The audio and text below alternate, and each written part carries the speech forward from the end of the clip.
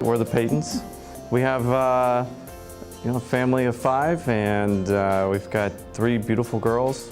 Well, we have a 3-year-old named Catherine, and we have a 6, almost 7-year-old named Hillary, and then we have a 10-year-old whose name is Sarah Beth. And Sarah Beth is our special needs little girl. So Sarah Beth has multiple handicaps. She has a visual impairment, she has a cognitive delay, and she has, academically, she's behind, and she's just all around pretty medically complicated.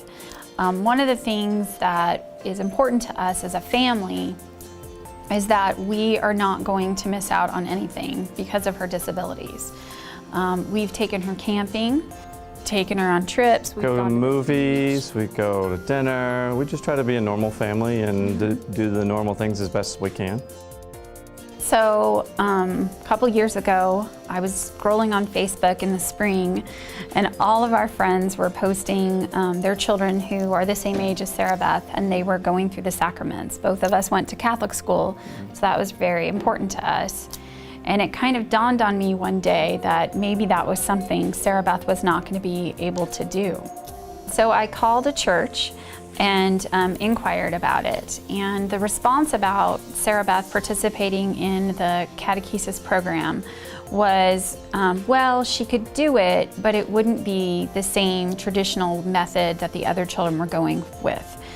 She wasn't going to be able to go to the classes. It was going to have to be more of a homeschool thing, and they would give me the curriculum, and I would have to adapt it at home and teach it to her, and there wasn't a whole lot of collaboration. It was really just going to be me giving her information that may not necessarily have been real meaningful to her. So I was able to call the director of family catechesis, and she was really excited about it and said, well, of course you guys can participate, and we're happy to have you. And it was just so much happy to have you and so much cooperation. After Sarah Beth was going through the process of her first communion, the director of family catechesis called me and said that they had the adaptive equipment for Sarah Beth for the program.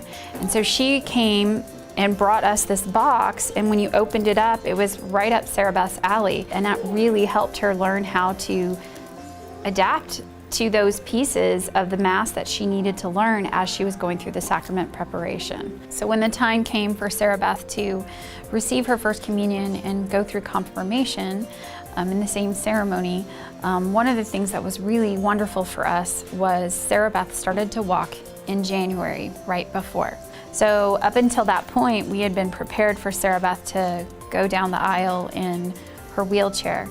And until that day, we didn't really realize how just magnificent that moment was of getting to walk her down the aisle for her first communion and confirmation.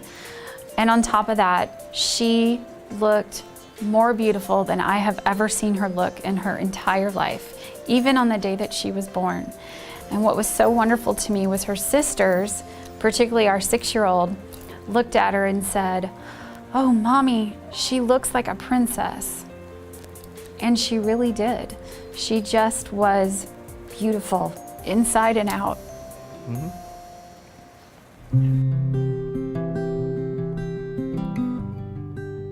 My wife Judy and I got married in 1960 and had 5 children, and one of which subsequently passed away when she was 24, involved in a jogging accident. She was hit by a car. We worked together for many years. We owned a business in Santa Barbara called Santa Barbara Aviation. We were in the airplane business, so we got a chance to live our life really together. That was very rewarding. Judy had trouble staying there after our daughter got killed there. So we moved over in '91, but I still had the business there, so I commuted for 5 years. We both, found a lot of solace and just comfort in dealing with the people here at the Casa. And we were together 57 years. Let's see, until she got called home by God.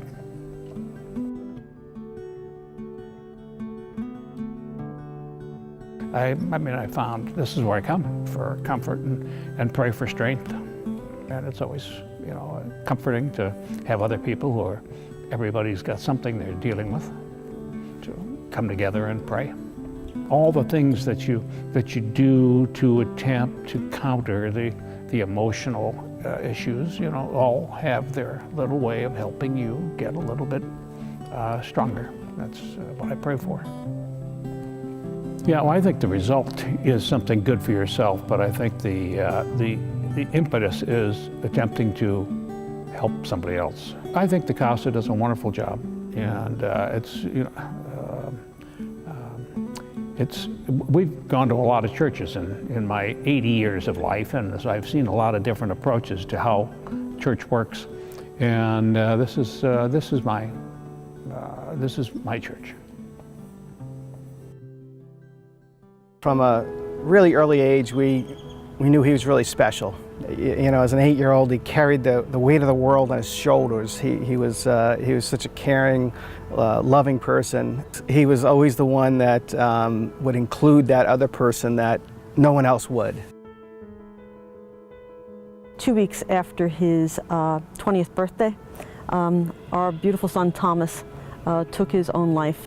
He suffered from depression.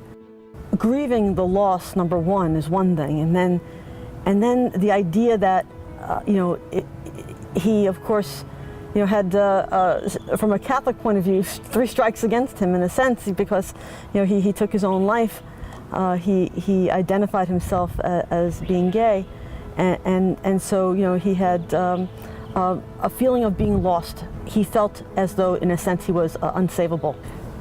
We couldn't get him the help that we knew he needed. You know, he had a psychiatrist, he had therapists, you know, medication, and it just seemed that, you know, we tried and tried and tried, and then we had this search to try to bring him closer to God, and we were being rejected, you know, everywhere we went, every corner we turned, every church we went to, you know, that was part of our, you know, part of the suffering that we went through in the before, you know, and then, you know, then when Thomas did transition,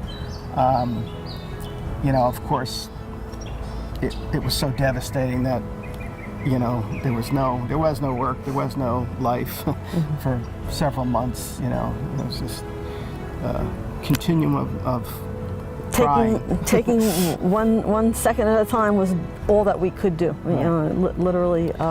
But what really changed things, I think, for us was that one of the retreats here, attending one of the retreats was really, I think, a very, very healing and changing moment.